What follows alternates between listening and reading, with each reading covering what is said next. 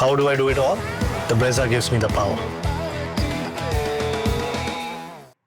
They meet again. Barely has the dust settled on that rain-hit encounter in Bengaluru, and Punjab Kings and Royal Challengers Bengaluru are set to resume battle. Punjab got the win at the Chinnaswamy. Can RCB pull one back in Mullanpur?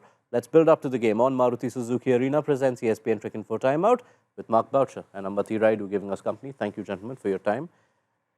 Barely any time to think for either of the sides, for a lot of you dissecting, but for RCB, feels like a very important game because a weekend that began with Punjab and RCB level, if they lose this, it becomes Punjab 12, RCB 8.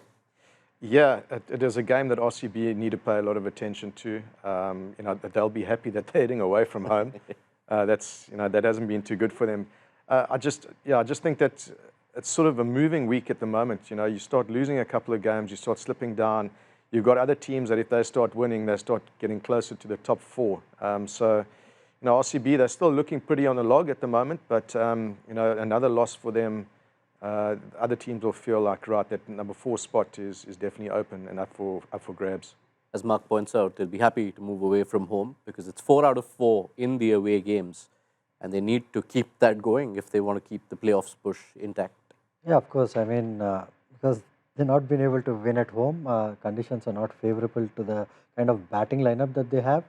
But Mullanpur will not be that easy either because RCB loves to chase, and that's not a good chasing ground because the wicket gets slightly slower and the boundaries are big, and also spin comes into play. So I feel odds are against them in this game because Punjab really knows what RCB is all about. So I feel maybe in their batting they just need to adjust their tempo a little bit. Maybe someone has to play that anchor role, and everyone else around him or them can, play those big shots for them. Have they been a bit one-dimensional in their batting approach? Is there a need to assess things, assess conditions, and then decide which way to go? I think at home, yes. I don't think they're going to have too many conversations about their batting approach. If you have a look at the way that they've selected, they've gone with Salt up front, and Salt, if he gets given license to play, he's a match winner in his own right. What also happens then is that you get Kohli, who can almost just feed him the strike and take a secondary role and give himself a bit of time to play himself in, and then really cement one side and run the whole innings. So I think that is the plan. The problem comes in is if Salt gets out early, then does Virat feel like he's the guy who's got to press on a bit? I think that next batter that comes in, that your number 3 position becomes very important. Padikkal is, he's in good form and he's done a great role and not spoken about a lot.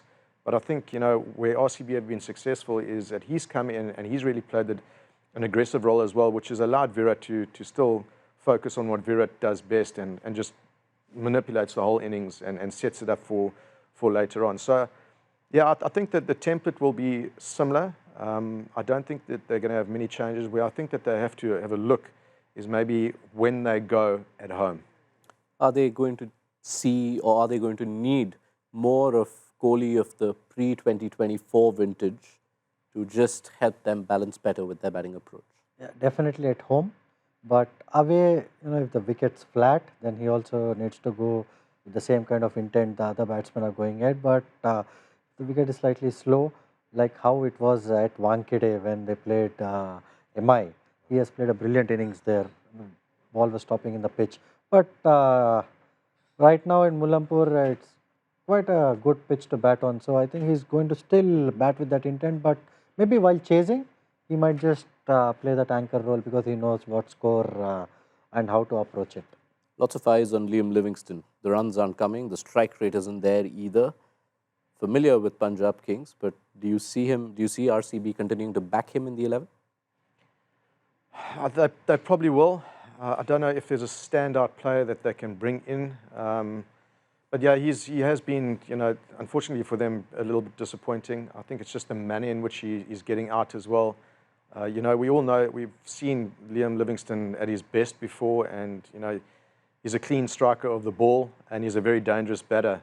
But he also just needs to give himself a bit of a chance. And I think that he's also been guilty of maybe going a bit too hard too early.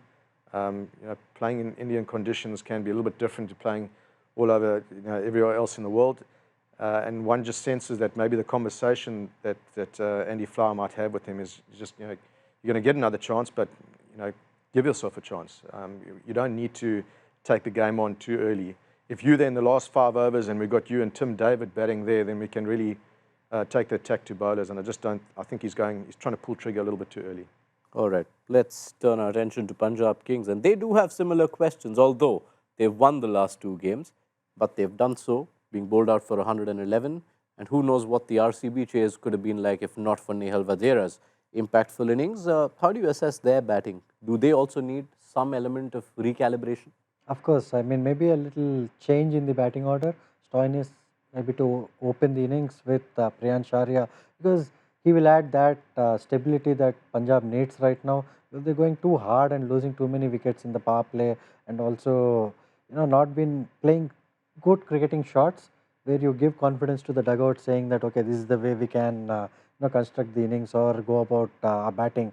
So I think that's one little change, and also Shreyas Iyer can maybe play that role that Virat plays for RCB on difficult pitches or in difficult conditions. So yeah, that's a small little calibration. I think. Yeah, look, the opening batters that they got coming in at the moment, I don't think you can have a conversation with them and say, change your role. They're youngsters and they need to play with the freedom. That brings the best out of them. And before the IPL, if you had a look at that setup, that top 6, you would have gone, right, whatever we get from our youngsters up front there is going to be a bonus. The fact that they've done well in sections of the IPL and in pockets, people start maybe saying they need to change the way that they're playing, but that's what makes them very dangerous for bowling attacks. I think what you've got to look at from a Punjab side is, where is their experience? Their experience is number 3 and it should be in that middle order. Unfortunately for them, the middle order has not fired, and that's putting them under pressure. The guys who you expect to play with a bit of responsibility on their shoulders haven't perhaps come off. Could it be a lack of form, or maybe just 1 or 2 poor shots in the shot selection and maybe the thought process?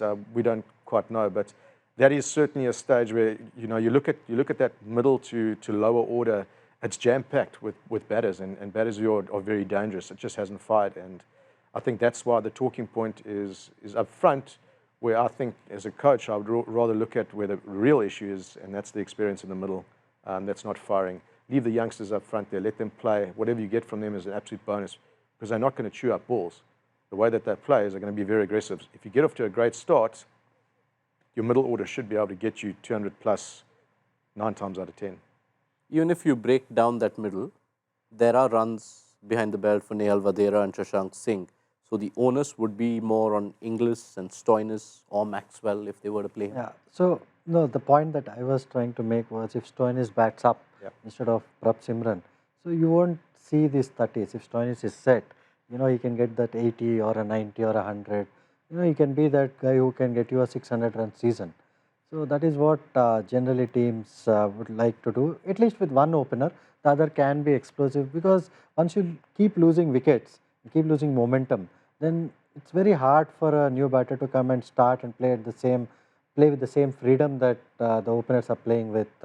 So it's a double-edged sword, but definitely youth with experience, I feel, will benefit Punjab in that batting order, because sometimes when you get into the business end of the season and there are pressure in pressure situations, you want some experience as well. And also in the middle order, definitely I feel Maxwell needs to make a comeback in place of Inglis, because he can give you those overs, as well as all it takes is him winning you that one crucial game that you need. Yeah. I think what it might be a little bit of an issue for Punjab at the moment is that so many things are going well for them. Yeah. They won the tight game against KKR. Last night they really dominated RCB. Their bowling looks very dangerous. They're very aggressive and they're picking up wickets. And when that happens and you're winning games, sometimes the cracks tend to get painted over. And I think that there are still a few cracks regarding their batting. So Ricky Ponting is a clever man. He'll know that, and he'll quietly just be a little bit concerned, and he'll probably have those conversations as well. But it's another team that, if they can polish out all those cracks and they can get settled in a batting order and get the role definition polished off as well. I think they're going to be a very dangerous side. All right. Thank you so much for the setup, Mark Boucher, Ambati Raidu. Pleasure having your company. We're past the halfway stage. This is already feeling like a 4-pointer. Let's see which way it goes. Join us for build-up just before toss time on Maruti Suzuki Arena presents ESPN Cricinfo Timeout. How do I do it all? The Brezza gives me the power.